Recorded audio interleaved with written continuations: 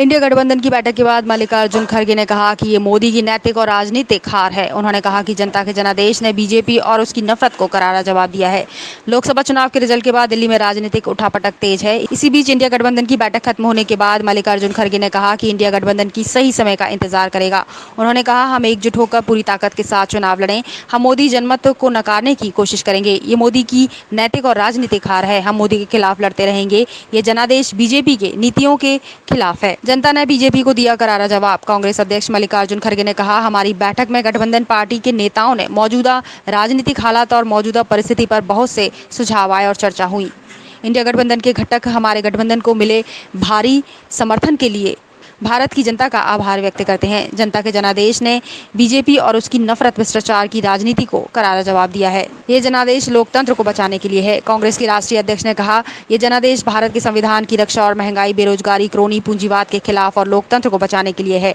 India गठबंधन मोदी के नेतृत्व वाली बीजेपी के फांसीवादी शासन के खिलाफ लड़ाई जारी रखेगा। मल्लिकार्जुन खड़गे के आवास पर हुई बैठक में इंडिया गठबंधन की बैठक में तेजस्वी यादव, राघव चड्ढा, शरद पवार, डी राजा, संजय राउत, अखिलेश यादव, चंपई सोरेन, सुप्रिया सुले, शरद पवार समेत कई नेता मौजूद थे।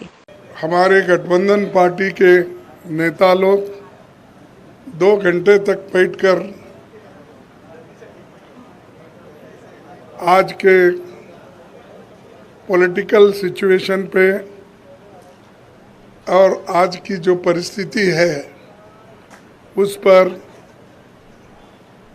बहुत से सजेशन आए, चर्चा हो गई और ये निष्कर्ष आखिरी में ये निकला कि हम सब मिलके एक ही वॉइस में ये कहना चाहिए जो मैं आपको पढ़ के बताऊंगा।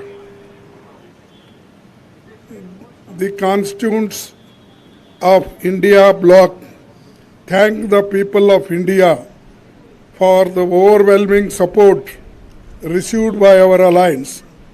The people's mandate has given befitting reply to the BJP and their politics of hate, corruption and deprivation. This is a mandate in defense of the Constitution of India and against price rise, unemployment and crony capitalism, and also to save democracy. The India bloc will continue to fight against the fascist rule of the BJP led by Modi. We will take appropriate steps at the appropriate time to realize the people's desire not to be ruled by the BJP's government, and this is our decision, and we together definitely whatever promises we have given to the people, that we will keep it up, and just I want to tell this. Thank you very much.